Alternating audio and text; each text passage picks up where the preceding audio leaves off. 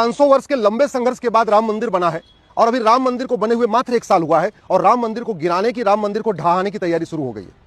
एक आतंकवादी पकड़ा गया है जो अयोध्या में ही मीट का कारोबार करता था, मिल्कीपुर का रहने वाला है। अयोध्या की उसने पूरी रेकी किया। रेकी करने के बाद फरीदाबाद पहुंचा, यहां उसको पूरे हथियार उपलब्ध कराए जा रहे थे, यहां उसको जो जो चीजें चाहिए मंदिर गिराने के लिए सब उसको उपलब्ध कराया जा रहा था और अब पुलिस ने पकड़ा है। मैं बार बार कह रहा हूं, तू मैं करने से, आरोप प्रत्यारोप करने से, नूरा कुश्ती करने से, बतौलेबाजी करने से कुछ नहीं होगा। गुलामी की सोच, नफरती सोच खत्म करने के लिए कुछ और करना पड़ेगा जिसपे काम नहीं हो रहा है। और आतंकवादी पकड़ा गया, सोशल मीडिया में उसके फोटो शेयर हो रहे हैं, वीडियो शेयर हो रहे हैं और फिर उस नफरती सोच के ऊपर चर्चा नहीं हो रही कि नफरती सोच आ कहां से रही है। बड़ी स्वाभाविक सी बात है। व्यक्ति का व्यवहार इस बात पर निर्भर करता है कि वो आंखों से क्या देखता है, कान से क्या सुनता है, मुंह से क्या खाता है। 3 चीजों पर निर्भर करता है। चलो, मुंह से क्या खाएगा आप उस पर कंट्रोल नहीं कर सकते, लेकिन कान से क्या सुनेगा और आंख से क्या पढ़ेगा, क्या देखेगा, उस पर तो कंट्रोल कर सकते। जब पूरी दुनिया को पता है कि मदरसों में नफरत सिखाई जाती है, मदरसों में पाक नापाक सिखाया जाता है, मदरसों में काफिर वाली सोच बढ़ाई जाती है, मदरसों में यह सिखाया जाता है कि न भारत अच्छा है, न भारत की संस्कृति अच्छी है, भारत को मानना, भारत की संस्कृति को मानना, भारत का त्योहार मनाना हराम है, भगवान राम, कृष्ण, हनुमान, ये सब इनकी जो पूजा करते हैं वो काफिर हैं, उनसे नफरत सिखाई जाती है। इसके बाद भी मदरसा चलाया जा रहा है। मदरसा क्यों चल रहा है? कह रहे हैं जी बहाना क्या है, आर्टिकल 30 कहता है। अरे संविधान निर्माताओं ने माइनॉरिटी कहीं परिभाषित नहीं किया, तो ये ड्यूटी तो सरकार की है कि माइनॉरिटी को डिफाइन कर दे।